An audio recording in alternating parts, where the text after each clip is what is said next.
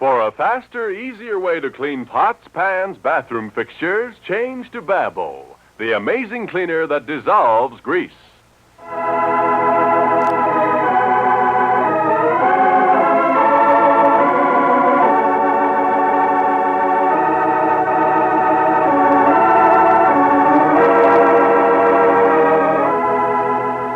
The makers of Babbo present Lora Lawton, the story of what it means to be the wife of one of the richest, most attractive men in all America. The story of the conflict between love and riches in a world so many dream of, but where so few dreams come true.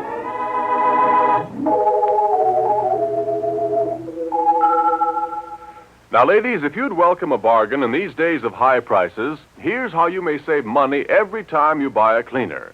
Simply insist on Babbo, the grease-dissolving cleaner. For women in nationwide surveys, hail Babbo as the most economical cleaner of all. And the reason is simple. You see, Babbo was specifically created to dissolve grease. That's important. For today, 90% of your scouring is caused by grease. And because Babbo dissolves grease so quickly, you use less to get clean pots and pans to make kitchen enamel and bathroom fixtures shine. Yes, Babbo lasts longer. So discover Babbo's wonderful economy. Today, get the green can with the big white letters, B-A-B-O, thrifty, grease-dissolving Babbo.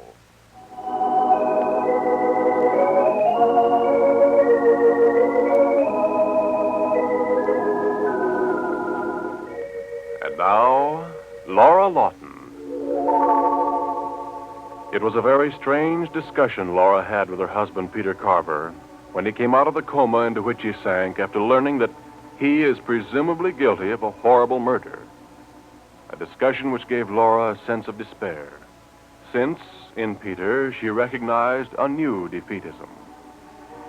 Now, she's come back to the home of the superintendent of Hopewell, the hospital for the criminally insane where Peter is being kept. Mrs. Kenzie is sitting in the garden, and as she sees Lora approach, she says, "There's a breeze, Lora. It's not a very big breeze, but it's enough to cool us a little bit. The garden looks perfectly beautiful, Mrs. Kenzie. Sit down, dear, and relax if you can." I think I can now. Paul told me your husband had regained consciousness. How is he, Lora? He's wonderful. Well, at least I guess that's what I should say about him. He seems to know what everything's all about. He makes very considered statements. You're puzzled by something, Lora? Yes, I am. Puzzled and frightened, I think, because somewhere along the line in the dimness, Peter's lost his affection for me. Well, Lora, you would be the last person capable of judging that. I don't think so. I'm very sensitive to Peter's moods. I've always known just when he was happy and when he wasn't. But you can hardly expect him to be happy now, Lora. Oh, I didn't mean that. Mrs. Kenzie, Peter's been told about the murder and told about the need for his operation. He's accepted them quite calmly, but his mind is working furiously. He's weighing the whole situation carefully and thoughtfully. Well, that is to be expected, too, Lora. Well, I think he's trying to discover which is the best thing to do in view of the murder, to accept the situation as it is, that he's been judged criminally insane, or to have the operation and face a complete new investigation and trial. It's a decision he has to make, Lora. I don't quite see how Well, I'm afraid that he'll make a gesture, Mrs. Kenzie. I'm afraid that he's going to decide to protect me and his sister Gail and his shipyards by staying here in Hopewell. Well, Lora, you can't possibly know what is in Peter Carver's mind. No, but I know Peter. He won't come to any decision that will serve as a protection to him. He'll arrive at it because it's best for me and the rest of the family. But the rest of the family is his sister, Gail MacDonald, Laura. Yes? Well, surely he can't feel he owes her any loyalty. Why, even I know that when you took over the running of the shipyards, Gail MacDonald's only concern was to get her stock out of it. I know, but Peter can overlook whatever Gail has done. She's his sister, and that's a very close tie. Closer than a wife? I think to Peter it is. I think that Peter loves me, or did love me, very deeply. But actually, I've never felt that he feels for me the great sense of responsibility he has for Gail. Well, you may not be right about that. I know, but Peter's always known that I can make my own living, that I can survive. He doesn't know that about Gail. And he's been responsible for Gail since she was born. He brought her up. Yes, I know, Laura. I know you think I'm projecting altogether too much into the future, but I can't help it. I may be wrong. I hope I'm wrong, but I don't think I am. What does Dr. Valancourt say? I haven't discussed this with him. He was with your husband, so I came over here. I think he's going to talk to Peter about the operation again. I don't know. Anyway, I can wait. I've had good practice in waiting, you know. Remarkably good practice.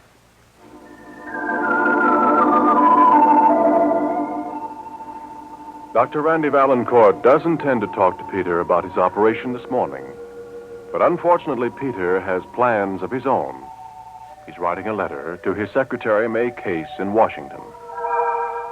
Dear May, once more I turn to you because I find myself quite alone on the verge of making a tremendous decision.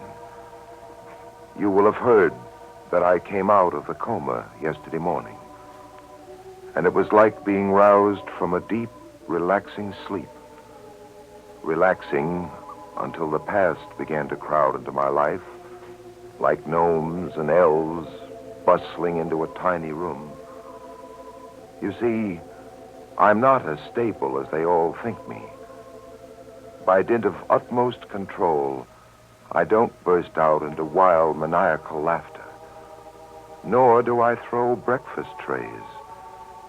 Dr. Valancourt told me I threw one at Lora once. Did I really, May?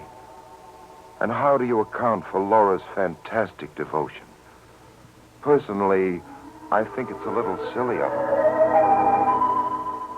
And as Peter Carver writes to his old friend and secretary, May Case is talking with Gail's husband, Angus MacDonald. Angus is a little sheepish as he walks into the office, and May very gently tries to make him feel at ease. Sit down, Angus. How are you, May? Well, just as perplexed and as worried as you are, Angus, so let's try to understand each other. I'd like to, May. I'd like to very much. Now, what is the meaning of this absurd letter you wrote me? It wasn't easy to write. It couldn't have been. May, I love Gail, and I'm afraid I'm one of those people who lets his wife boss him, plan his life, build his career. And it isn't a bad idea when the wife has some brains, Angus, but Gail hasn't. Angus, you were very happy here at the shipyards, but you let Gail tell you what to do. You went away. You left us when we needed you. I've thought of that many times. You puzzle me, Angus. If you thought of that many times, why in the world didn't you come back? I wanted to try my own strength, May.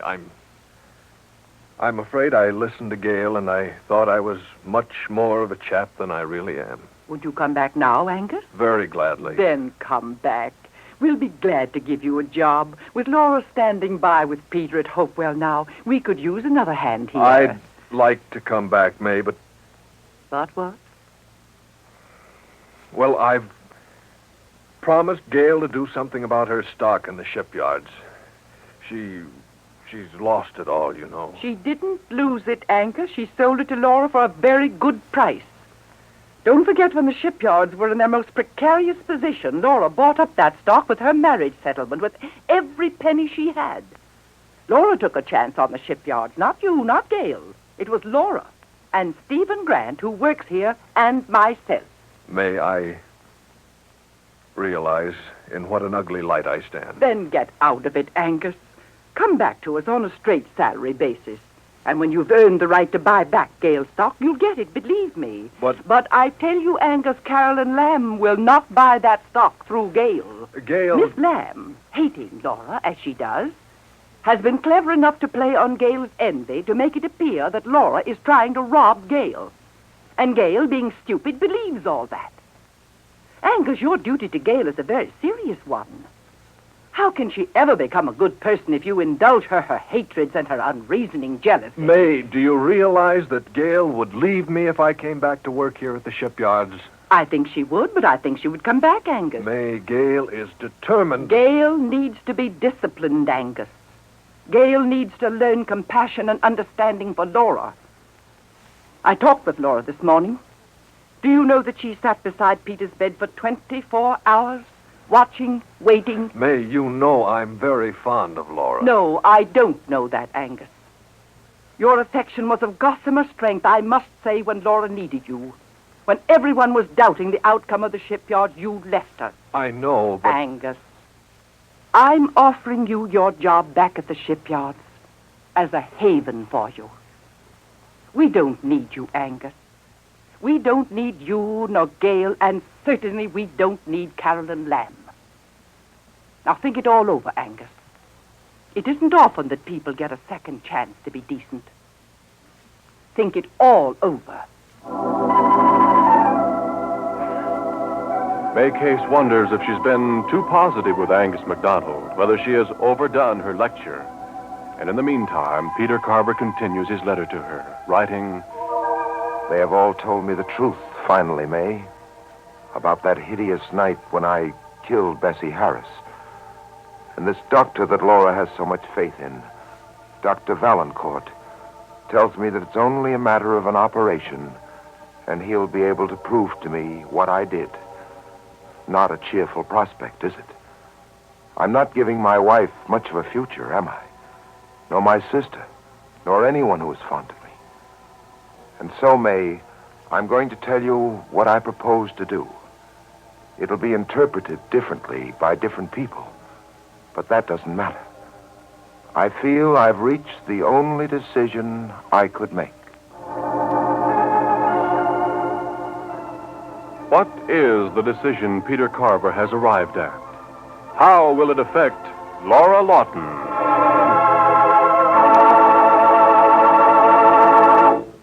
Now, ladies, here's a letter from a young housewife who learned to appreciate Babbo more than ever by being without it. She's Mrs. Doris Levine of Brooklyn, New York, and I quote from her letter. I may be a young housewife, but I know my house cleaning, and Babbo is my lifesaver. How well I learned that recently when I was ill. My sister took over for me, and when my Babbo ran out, she bought something else. You should have seen the mess my pots and pans were in. The first day I took over my kitchen and bathroom again, I called my grocer fast for Babbo. Within a few minutes, I had the pots and pans and fixtures gleaming with no effort, unquote. Thank you, Mrs. Levine, for telling us your interesting experience.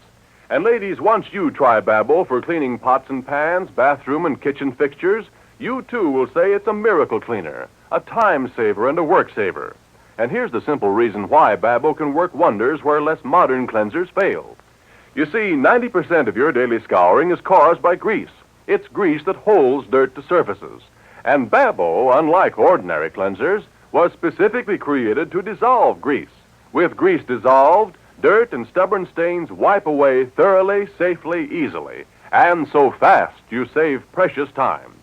Ladies, take a tip from the millions of housewives who do their cleaning the fast, easy way with grease-dissolving Babbo. Get Babbo today. B-A-B-O. Babbo. For extra convenience, get 2 cans. 1 for your bathroom, 1 for your kitchen.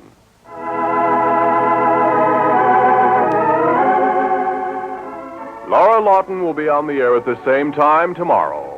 Ron Rawson speaking and asking you to remember that Lora Lawton is brought to you by Babbo, the grease-dissolving cleaner.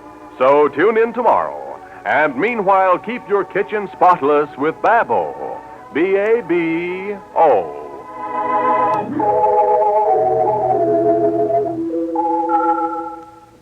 Farmers, here is a free offer that may help you produce sturdier, heavier hogs, finer dairy products, more poultry, and better eggs. We have just published a 48-page book on low-cost farm sanitation. It's packed with simple, practical suggestions you'll use every day. Don't miss it. Send today for your copy. Write to Lycons, L-Y-C-O-N-S, care of this station. Ask for free Lycons Farm Book.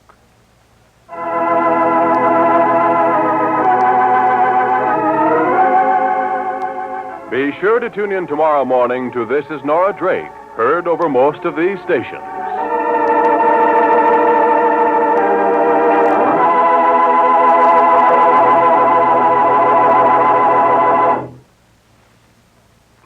This is NBC, the National Broadcasting Company.